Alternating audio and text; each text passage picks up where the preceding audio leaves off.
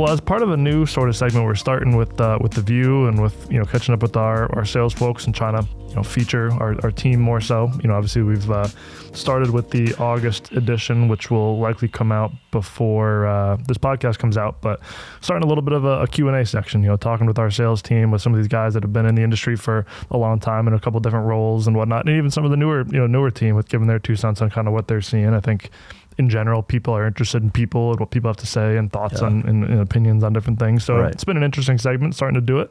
We're going to treat you as our first video Q&A guinea pig here. I know how much you like getting thrown under the bus, so we're going to do that. Yeah.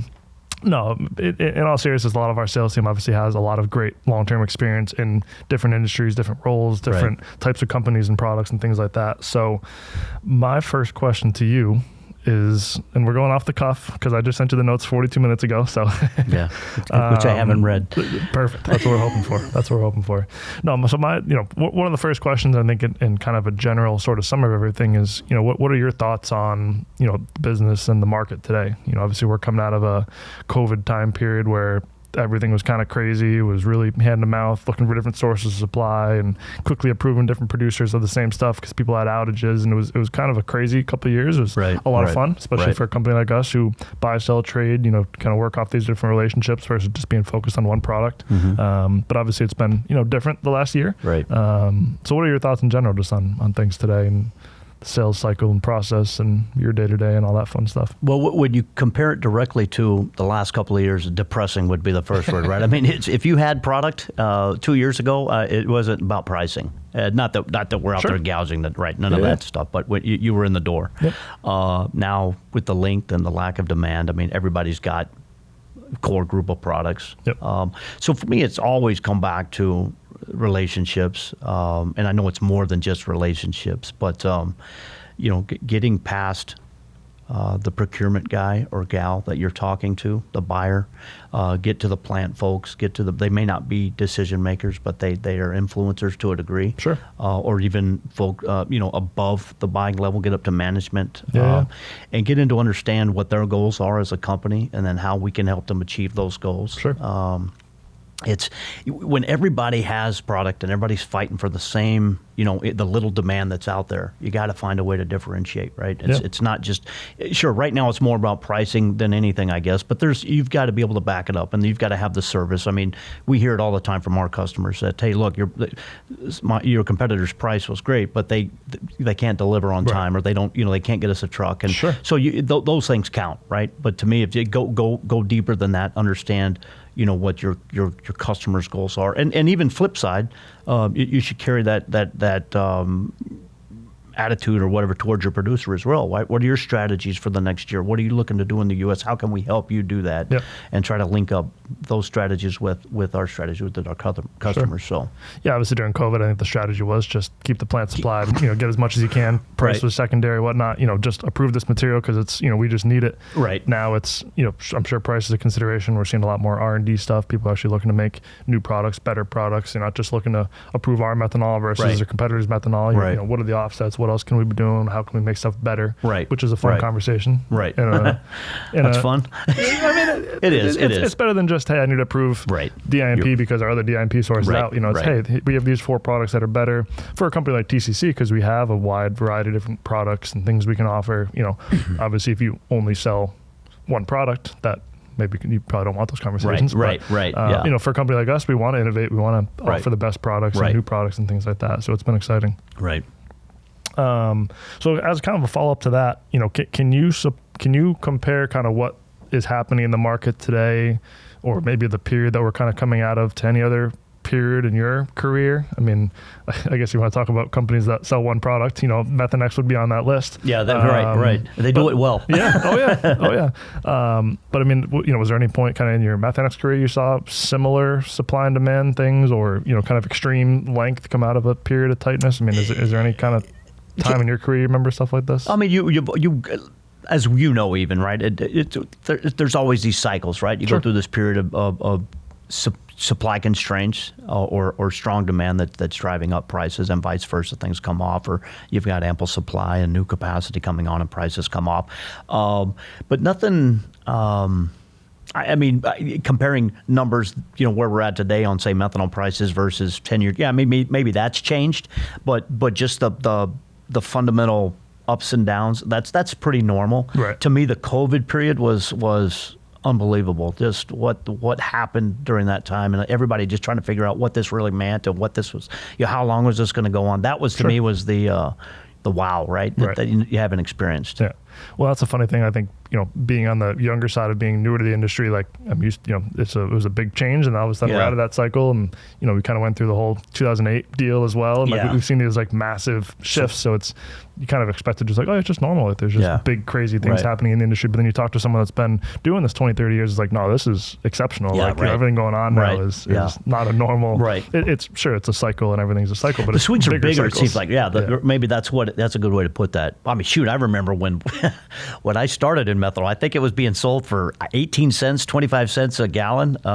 So, yeah, it's from that perspective, it's changed. But the market has changed too, right? There's a lot from the derivative side, the production side, and all that fun stuff. But yeah, crazy to think about. It is. What is so obviously, TCC has been a big push. Obviously, we've got a lot of people on our team that's fantastic that have a lot of experience from different industries and products and things like that, and know the industry obviously very, very well. Right. Obviously, a lot of folks we've brought on, recently to the team, and even myself included, are, out of college, younger, maybe had a job or two beforehand, but are well under 30 and are just kind of new to the business world in general. For some of the, say you were sitting here with me 6.9 years ago, or however long I've been here, what is some of the advice that you give to someone entering the industry, that's unfamiliar with the chemical industry at large? What's a couple pieces of advice, or what's the wise words of wisdom you'd they have to be wise. You'd offer to people. It's gonna be a short conversation. Again, I can always lean back to the relationship part. That's to me is a no-brainer, right? Get to know your customers. Listen, right? I guess again, it depends on what role you're going to be coming into. If you're coming into a sales role, you're striving for POs, but don't let that be right. Don't get in there and understand your customers, understand what they do with the products that you're selling or quoting, and then to be always understanding the other products or raws or intermediates that your customers are involved in, so you can understand maybe what their drivers are, and the same for the products that you sell. For example, butanol. We keep a close eye on what propylene is doing. Obviously you look at the supply demand and all that stuff, right? New capacity or capacity coming offline. But dig beyond that, right? Get to really understand the market, the different drivers, so that when you're having conversations with your customers, especially your buyers, you're educating them on very key things, right? That's a way to differentiate, is to come to them with very good market information that they then, because they've got to go to their managers and explain, hey, here's why we're paying this, even those spots at this, or whatever it is, right? Be very educated in not only the products you're selling, but the drivers, in front of them or behind them, or right? Yeah. That to me is something that's key, and that would be outside of the salesperson, right? Anybody that might be on the logistics side, right? Understand what those drivers are. I don't know. That may be. No, it's good. Said, it's good. It's funny. We just did the August view recording, and one of the things, I make these notes and outlines for each episode and kind of what we're going to talk about. And I literally had one of the last bullet points on the recent edition. Literally, I just wrote relationships, period, in bold. Right. And we talked about what that means, and not just basing both customer and supplier relationships on what the price is. Right, it's kind of the whole thing, whether it's market info or whatnot. Right. So it's kind of funny you say that too, because it took me the longest to wrap my head around, how important relationships are and who you like doing business with. And there's a big reason I was excited to get more on the sales and product side, because it is about relationships. It's not about trying to convince someone that our butanol is better than your butanol or whatnot. It's who you like to do business with, and who you have the best business relationship with. And it took me a long time to wrap my head around, like, why are we going to play golf for 5 hours and literally not talking about work? Like, when I started, I was on the marketing side, so I was less involved in the product management and business stuff. And so we'd go and literally not talk about, like, I'd play golf for 5 hours and I didn't learn anything about what your company does, But that will come. But then you're right, that comes, and then something happens, and all of a sudden I can call that guy and say, I have this relationship with you now. I can call, like, you can learn. Obviously, don't take that advice. Learn about the company first. Right. But like I said, like it took me a long time to realize, because we played golf for 5 hours and then had lunch and a beer, like right. I can now call you when there's a problem or when there's good stuff right. or whatever, and right. you have that relationship. Right. It took me a long time to wrap my head around that, but you realize that now. I think it's a great part of the industry. You also have to, and again, you have to cater to your audience too, right? Not every buyer operates that way, sure. or manager, or right. Not everybody wants to go out and develop a relationship. They want the best price, yep. or so.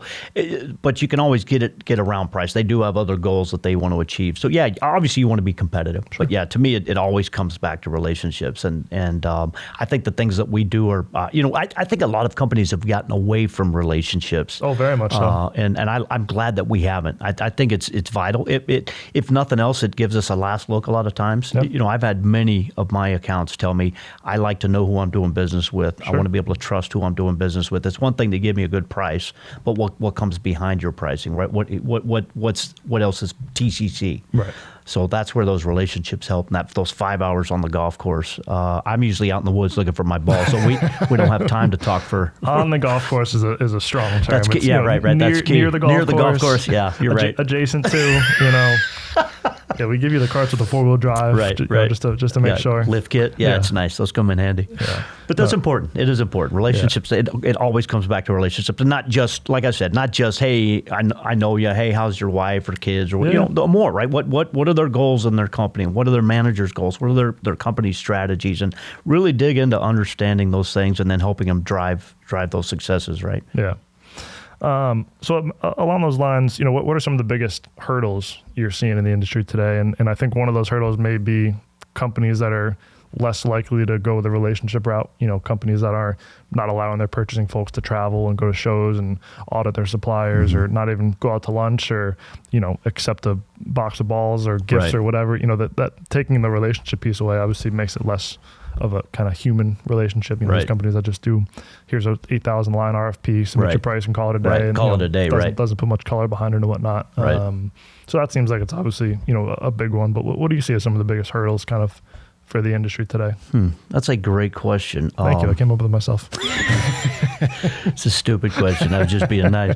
I was hoping not to answer this one, because that's a tough one, right? To me, it's that fundamental shift on buying. Because the way I'm set up is it's relationship selling. Yep. So when companies are pushing away from that, it's now I've got to figure out how to adjust how I sell to certain accounts. Not everybody's that way, right? And it's obviously you're not buying their business. That's not what we're doing at all. And that's not what I'm suggesting. But that would be the biggest challenge, I guess, for me, is just as they, you have to remember, although our competitors might be getting away from relationships, our customers are doing that as well, right? So you have to adjust, and again, find ways to bring value outside of just relationships. And again, you got to dig into what their goals and strategies are, and how you help them achieve those things. And even in a small way, right? You're not going to do them all, but that's a good question. That would be maybe the big one for me. How different is selling today, or your efforts in selling and going out and meeting with customers or whatnot, versus like early years at Methanex? How were the conversations different? Was it more relationship? Was it more, obviously Methanex just selling methanol. Obviously you're selling one product heavily and working on those relationships and whatnot. So I'm sure it was probably even more relationship driven than it is today. Maybe. Yeah, it was. But what Methanex did well, and what helped me, and I'm thinking about more of like the industry as a whole, not just selling methanol versus TCC. Right. Just how was the industry and sales different? Yeah. We're not going to talk about what year it was, but whatever year. Right after the Civil War. Thank you, Ben. In 1912, sales was way different than today. It is. Yeah. No. Yeah. Well, what was the sales cycle different? How were conversations different? Buyers' priorities, things like that. How would you kind of compare it and contrast it? I mean, it was a very heavily relationship, sure. Right? Now, you could sit there and say, and I don't have any data to back this up. I mean, you probably didn't have half as many of the distributors, if we're talking about our business, sure. half as many of companies that do what we do that were out there, right? Maybe it was a smaller pool of competitors. Sure. So, nowadays you feel like you come across, so many different distributors, small ones that have great pricing, right? And so relationships back then, you're probably competing with a lot less folks. That seems to have grown. over the time. But yeah, a lot of relationships now. It's finding values, right? Driving values, security, supply, all those factors, right? Knowing your products, knowing what their drivers are, and how to talk around those and stuff. Yeah, there are very smart buyers out there, right? They're being trained on how to buy as much as we're being trained on how to sell, right? Sure. And there's some very, very bright buyers out there. Yeah, you're getting information faster. You've got the ISIS of the world and S&P and Great different point. companies that are putting this info out there that makes a more educated buyer, which can be a good thing or a bad thing for the for the salesperson. Yeah, So. no, that's actually a really good point, Benny. Is that that material, the information wasn't as readily available as it is today, right? And that's in every aspect of life. You look at our kids; they all the stuff that's put in front of them. The same thing for in the markets, right? Sure. It's a lot of visibility now, and you've got to be on your toes and understand all those things that are going on and be ready to answer to them. Yeah, when you're getting propylene increases by carrier pigeon, it was very different. It was a Wells Fargo Conestoga trailer, but it's no big deal. It had 4 horses on it. Jiminy Christmas. Yeah, as long as the info gets there. Jerk. What else? Any other wise words of advice? Things that you how about this? What are you telling your kids about the business world? Like, if any of your kids are interested in any kind of business thing, has that conversation come up at all now that they're in college and thinking about the real world and whatnot? Like, how are you framing stuff in that regard? It's for my oldest daughter who's recently engaged. That hasn't come up because her goal in life is to be a vet, right? Sure. So that's been, I couldn't tell her the first. I don't even know how to put a Band-Aid on a furry dog. I don't know how that looks, right? Whatever. Yeah. My son though, I've kind of pushed, not pull. I'm not one of those that kind of, hey, you got to do this or that, but just kind of steered the conversation along trade. There's really big gaps in that sector. Yep. And he's the only one of the 3 kids that is decided for the first couple of years he's going to do community college because his thought is, I don't know what I want to do yet. I want to figure it out before I go and add up all this debt and stuff. Yeah. So, but he's leaning towards a trade, and I think that's great, right? Those are big gaps and good pay. Yep. I try to not steer them too much, but kind of give them some guidance based on my years and years of experience. But hundreds of years. We're calling this off. But no, it's a good point because you're pushing him into the trades, not because he's exceptionally handy or whatever, but there's going to be a demand for those. Right. I saw something, it's like for every 10 person in the trades that retires, there's like 2 backfilling them. So that's going to create a need for jobs, monetary benefit. Like there's going to be demand for what you're doing. Right. And he wouldn't necessarily see that, right? And we see that because we're in some ways tied to that. And so I try to, have kind of steered the conversations in that direction. And what interestingly enough is that's kind of where he was leaning anyway. He's a very hands-on. So he's looking at whether it be a welder or mechanic or something like that. That would kind of be where he's leaning. Yeah. So we'll see. Which is the same thing we see. Like we see obviously a huge shortage of truck drivers. Sure. We see issues with hiring plant people and people that are hands-on with fixing plants or working on plants or whatnot. It's a big problem. And it's some of it can be replaced by machinery and robots and all that good stuff. But there's a large part of it that can't. Got to be hands-on. If your AC breaks, you need an HVAC guy to come fix it. Right. Exactly. I saw some billboard. It was on. I think it was on like 20 stores in New York City, and it was like mocking ChatGPT, and it said like, build this building or something like that. It's like, ChatGPT can't build this skyrise. So there is a need for there is, and there will be, right? I don't think that ever goes away. Yeah. And it's tough because not tough, but like you just being 18, 19 years old, like you don't have that visibility into like the real world where the gaps are. Right. How important that is. You try to help them along those areas, but anything in artificial intelligence, like we've talked about. Yeah. Zach back there, that was a great presentation you did a few months ago. Anything, computer engineering, program, I would think that would be, where you should be focused too, right? I mean, that's the, the way of the future. So no chemical salespeople in the pipeline? I mean, if my son starts a meth lab, you could call that chemicals. Wrong kind of chemicals. Cut that. Yeah, right. Yeah. Sorry, Karen. No, I mean, my son has mentioned he likes seeing, what I do in the traveling, and he loves TCC. My family's met the entire group that love the company and everyone that's involved with it. So my son, he's piqued his interest, and he'd have to work on some things, and listening skills would be one of them. But he showed an interest in that, and I wouldn't steer him clear of that. It's a fun industry. It's a fun industry. Who's to say what it's going to look like? Yeah, right. Yeah, when he gets into that, but or if he does. Yeah, it's kind of a funny thing that I never intentionally, was like, oh, my dad does X, so I'm going to go do that. Right. I enjoyed the marketing, advertising side of things, and then took over more of a sales responsibility. And then I remember one day I was like, wait, this is basically exactly what my dad does. Different industries or whatnot, but we do a lot of the same things at trade shows and managing customers and all that stuff. And it's kind of funny how you like unintentionally follow those footsteps. That subconscious, right? That under the surface, that influence is happening. Yeah.